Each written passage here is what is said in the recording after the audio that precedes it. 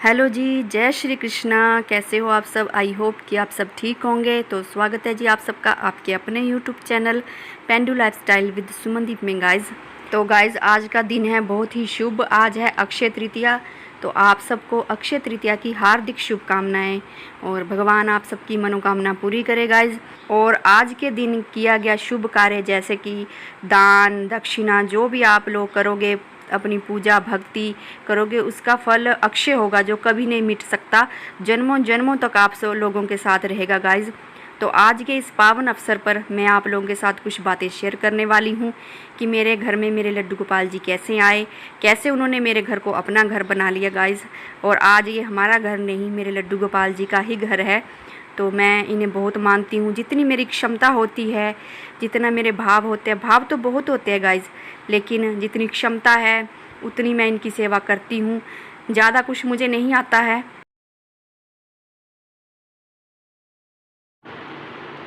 जय श्री कृष्णा जी। आप सबको अक्षय तृतीया की हार्दिक शुभकामनाएं। तो गाइज़ मुझे श्री कृष्ण भगवान की सेवा भक्ति बचपन से ही है। बचपन से ही मैं श्री कृष्ण भगवान को बहुत मानती हूँ और मेरे मायके में श्री कृष्ण भगवान की ही पूजा होती है। और जब मैं बचपन में छोटी हुआ करती थी तो वहाँ पे ठाकुर श्री कृष्ण भगवान का बड़ा विग्रह हुआ करता था, ठाकुर जी भगवान, और उनकी पूजा होती थी और उनको भोग लगता था।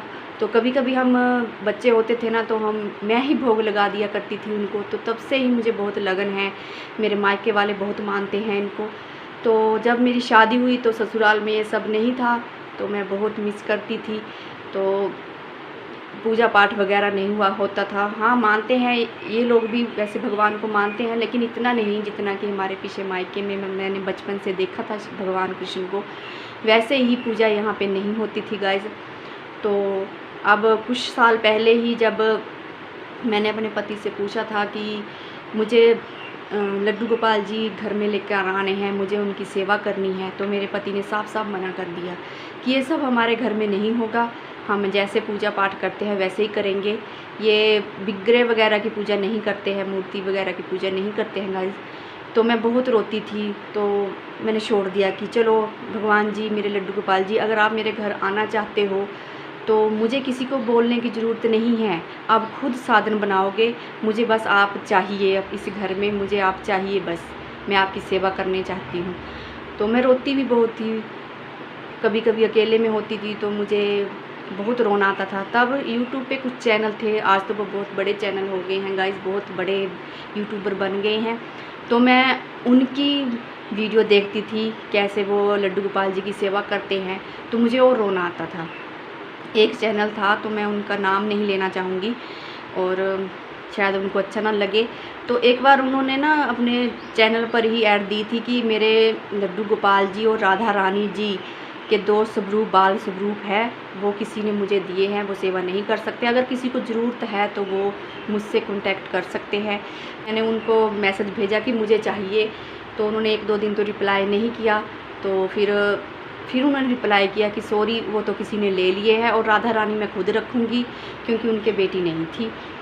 तो चलो मेरी वो आस भी टूट गई।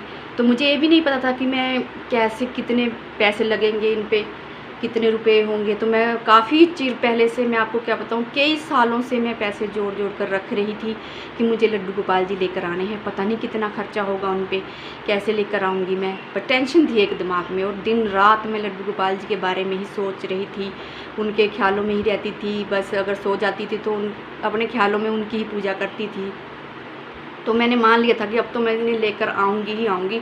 मैंने पतिदेव से बोल दिया था कि अगर आप चाहते हो ना चाहते हो, मैं आपसे कुछ नहीं मांगूंगी। मैं आपसे ये भी नहीं कहूँगी कि आप इनकी पूजा करो, मैं खुद इनकी पूजा करूँगी।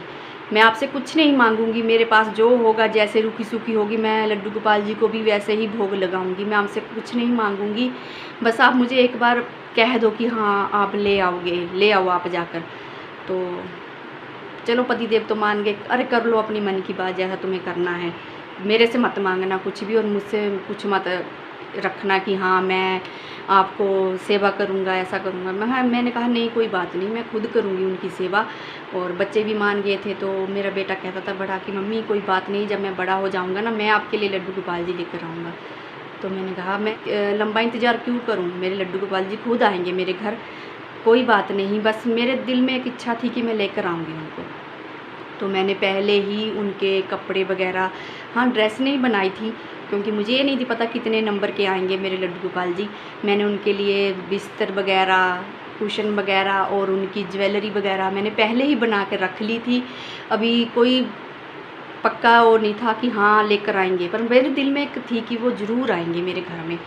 तो हमारे यहाँ पे सप्ताह होती है जनवरी के महीने में, तो मंदिर में तो मैं और मेरी जेठानी गई हुई थी सप्ताह सुनने के लिए। तो जो वहाँ पे पंडित जी हैं ना, वो सप्ताह करते हैं, तो उनके पास एक छोटा सा लड्डू गोपाल था। तो जैसे हम माथा टेक कर आगे गए, उन्होंने श्रृंगार कर रखा हुआ था वो। तो मेरे मन में इतनी चाहना हुई, मैंने तुरंत उनके आगे माथा टेका कि प्रभु जी अब तो आ जाओ, क्या मेरे मरने के बाद ही आप आओगे जब मैं इस दुनिया से चली जाऊंगी।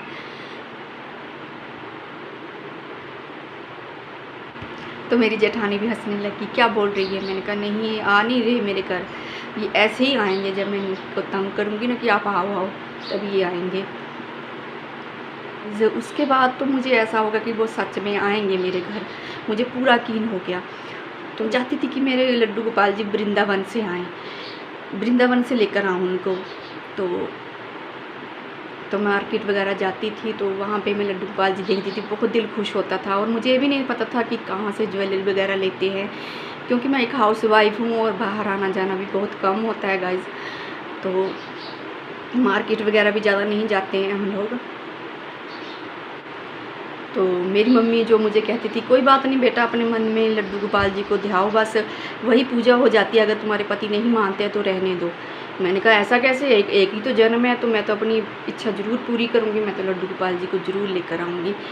तो उसने कहा चलो ठीक है। फिर मेरी एक ननान है, मेरे चाचा जी की लड़की, तो उसके वहाँ से ना गाड़ियाँ जाती हैं वृंदावन के लिए। तो मेरी मम्मी ने कहा मेरे लिए तुम बुक कर दो गाड़ी, मैं जाऊँगी। तो मैंने कहा चलो ठीक है। मेरी नंद ने बोला कि मैंने फ़ोन किया उनको, क्या गाड़ी जाएगी यहाँ से। तो उसने कहा कि हाँ जाने वाली है, लेकिन अगर लॉकडाउन लग गया ना फिर से, तब शायद मुश्किल होगा, तो मैं 7-8 दिन के बाद आपको बताऊंगी। तो अब हौसला फिर से टूट गया कि अब ही जा पाएगी मेरी मम्मी, और अब लड्डू गोपाल कैसे आएंगे मेरे घर। तो उसके बाद एक दिन सुबह सुबह ही मेरी मम्मी का फ़ोन आया कि सुमन, मुझे ना मेरी सहेली आई थी और आज ना गाड़ियाँ जाने वाली है वृंदावन के लिए, लेकिन आप लोगों को पता ही है कि इतनी करना इंतज़ाम बहुत मुश्किल होता है गाइस। तो मैंने कहा मम्मी तुम जाओ। तो उसने कहा नहीं बेटा, मैं कैसे जाऊँगी, कैसे इंतज़ाम होगा, सभी आज शाम को गाड़ी चलेगी। तो दोपहर तो वैसे भी हो चुकी है, तो मैंने तो तेरे भाई को भी अभी तक नहीं पूछा, बस सबसे पहले फ़ोन मैंने तुझे ही किया है। अब मैं क्या करूं, कैसे डिसीजन लूं। मैंने कहा मम्मी तुम जाओ, बस मैं तुम्हें पैसे देती हूं, जितने मेरे पास है मैं दूंगी आपको। और उसने कहा अगर और बच्चे मान जाएंगे, तो मैंने कहा किसी से क्या लेना मम्मी, तेरी मन कर रहा है ना तो तुम जाओ। तो उसने कहा इतनी जल्दी कैसे इंतज़ाम होगा, पता नहीं पहली बार जा रही हूँ, कैसा होगा, कितना किराया भाड़ा कितना होगा, कितने पैसे लगेंगे वहाँ पे, कितने खर्चा होगा। तो मैंने कहा कोई बात नहीं मम्मी, मैं तुम्हें दूंगी पैसे, तुम जाओ, बस कुछ तुम करो, कुछ मैं करूँगी, और कुछ मेरे दूसरे बहन भाई मिलकर हम तुम्हें भेज देंगे। मम्मी एक जन्म है, तुम घूम कर आओ, पता नहीं कब मौका मिले कब ना। तो उसने कहा तुम भी चलो। तो मैंने कहा मुझे भेजेंगे तो नहीं, तुम्हारा जवाई, चलो मैं पूछ लूँगी एक बार उनसे, पर तुम जाया हो। तो मैंने इनसे पूछा अपने पति देव से कि क्या मैं जाऊं वृंदावन के लिए, गाड़ी जा रही है, 4 दिन का सफ़र है, 4 दिन के बाद गाड़ी मुड़कर आ जाएंगी चौथे दिन। तो इन्होंने साफ साफ मना कर दिया कि नहीं, मैं इतने दिन एडजस्ट नहीं कर पाऊँगा, कैसे खाना बनाऊँगा, घर में बच्चे हैं, स्कूल भी नहीं जाते हैं क्योंकि उस वक्त लॉकडाउन वगैरह था, लॉकडाउन था, कर्फ्यू खुल गया था, तो घर में एडजस्ट कैसे करेंगे, तो पीछे से कैसे देखूंगा मैं। तो मैंने कहा चलो कोई बात नहीं, अगर भगवान की इच्छा ही नहीं है तो मैं, अगर भगवान की इच्छा होती तो आप भी मान जाते, लेकिन शायद लड्डू गोपाल जी अभी मुझे नहीं ले जाना चाहते हैं, कोई बात नहीं।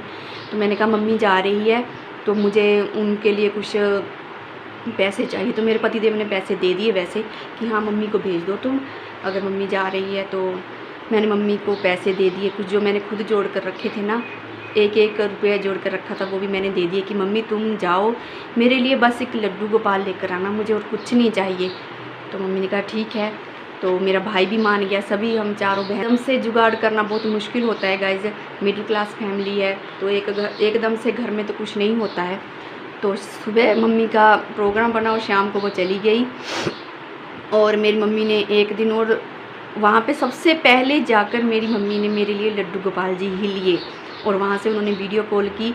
और वीडियो कॉल, मेरी मम्मी को फ़ोन भी नहीं मिलाना आता, तो कभी मेरे साथ पढ़ी होगी, 7वीं 8वीं क्लास में पढ़ी थी एक सहेली मेरी, जो कि फ़ोन पे ही उस वक्त मुझे मिली वो, तो उसने फ़ोन किया और एक वीडियो भेजी मेरे लड्डू गोपाल जी। और जब मैंने देखा ना, क्या बताऊँ आपको, और मैंने मम्मी से बोला, मम्मी तुम कब आ रही हो वापस? अरे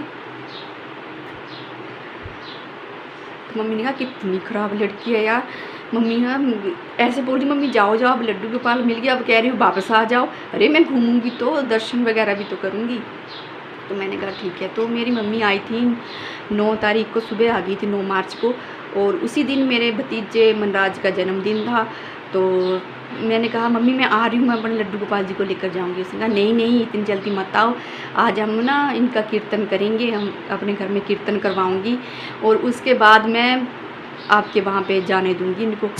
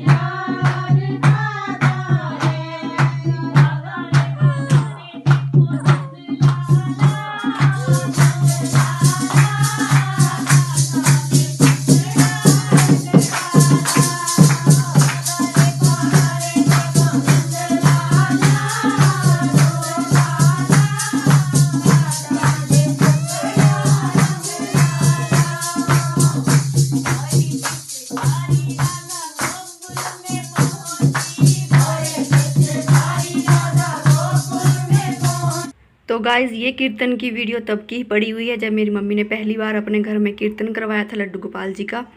तो मैं लड्डू गोपाल जी को लेकर आई थी 10 मार्च 2021 को अपने घर लेकर आई थी। तो जब मैं इसको लेकर आई थी तो मेरी मम्मी रोने लग गई थी कि अब ये मेरे घर से जा रहे हैं। तो मैंने कहा मम्मी रो मत, जब भी तुम बुलाओगी मैं इसे लेकर ज़रूर आ जाऊँगी तुमसे मिलाने के लिए। और सभी वहाँ पे हंस रहे थे गाइज़ कि अब ये अपनी देव की माँ को छोड़कर अपनी यशोदा माँ के पास जा रहे हैं। और दूसरे दिन तारीख थी 11 मार्च 2021 और दिन था गुरुवार का, और उस दिन थी महाशिवरात्रि। तो मैंने उसी दिन लड्डू गोपाल जी की प्राण प्रतिष्ठा की थी एक ही दिन में, क्योंकि उस दिन बड़ा शुभ दिन था, महाशिवरात्रि थी। तो पहले मैंने इनको सब्जियों में रखा था, जैसे कि टमाटर, आलू, और 1 घंटे के बाद फिर मैंने इसको गेहूं में रख दिया था लड्डू गोपाल जी को। 1 घंटा लड्डू गोपाल जी गेहूं में पड़े रहे थे, उसके बाद 1 घंटा फूलों में रखा था, और उसके बाद 1 घंटा मैंने इनको फलों में रखा था गाइज़। और इस तरह मैंने इनकी प्राण प्रतिष्ठा की थी गाइज़। और मेरे घर में उस वक्त मेरी देवरानी, जेठानी और बच्चे सभी आए हुए थे, और हम सब ने मिलकर इनकी प्राण प्रतिष्ठा की थी। और मैंने इनके साथ अपने बेटे का रिश्ता बनाया है गाइज़, अपने बच्चे की तरह रखती हूँ मैं इनको। वैसे तो ये भगवान हैं, और तब से लेकर आज तक मैं इनकी सेवा करती आ रही हूँ। और जो मेरे पति मना करते थे कभी कि हम लड्डू गोपाल नहीं रखेंगे घर में, वो भी आज इनको बहुत मानते हैं गाइज़। और 1 साल हो गया है इनको, 11 मार्च 2022 को इनको 1 साल हो गया है, और हमने इनका जन्मदिन भी मनाया था गाइज़। तो देखिए इस तरह से मैंने इनकी प्राण प्रतिष्ठा की थी, और मैंने तो कभी सोचा भी नहीं था कि इस तरह से लड्डू गोपाल जी मुझे अपनी सेवा का मौका देंगे। बहुत लंबा इंतज़ार करवाया इन्होंने, और सालों का इंतज़ार किया मैंने, तब कहीं जाकर ये आए मेरे पास और मुझे अपनी सेवा का मौका दिया। और हमने इनका बर्थडे मनाया था 11 मार्च 2022 को, इनका बर्थडे मनाया था जितनी हमारी क्षमता थी गाइज़। और गाइज़ आप लोगों को ये वीडियो कैसी लगी मुझे कमेंट में ज़रूर बताइएगा। अगर आप इस चैनल पर न्यू हैं तो प्लीज़ चैनल को सब्सक्राइब कर लें, बेल आइकन को प्रेस कर लें, ताकि मेरी आने वाली वीडियो की नोटिफिकेशन आप लोगों को मिलती रहे। और इस वीडियो को शेयर भी करें। तो मिलते हैं नेक्स्ट वीडियो में, तब तक के लिए जय श्री कृष्णा जी, राधे राधे।